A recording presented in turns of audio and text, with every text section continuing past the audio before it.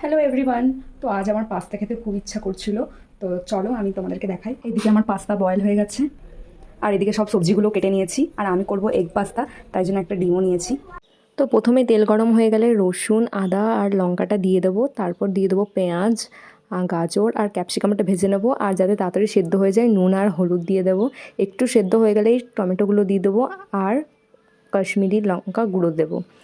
আর এখানে পাস্তাটা দেখো কেমন শেপের হয়ে গেছে। পাস্তাটা একটু ভাজা হয়ে গেলেই গোলমরিচ, আমচুর পাউডার, ম্যাজিক মশলা আর শেজওয়ান সস দিয়ে একবার ফ্রাই করে নেবো।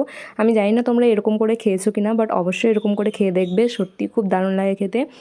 আর আমি বলেছিলাম ডিম পাস্তা করব বলে আমি ডিম আর নুন দিয়ে আমি ভেজে নিয়েছি পাস্তার সঙ্গেই। তোমরা আলাদা করে ভাজতে পারো, বাট এমনি করে আমার বেশি ভালো লাগে। এরকম করে একবার খেয়ে দেখবে, ভালো লাগবে।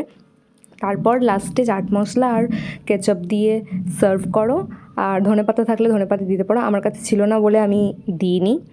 তো দেখতে যেমন টেম্পটিং লাগছে, খেতেও কিন্তু দারুণ লাগছে। আর এখানে আমি ইলাস্টিকগুলো খুলতে ভুলে গেছিলাম, তো খুলে নিয়েছি, কি জ্বালা।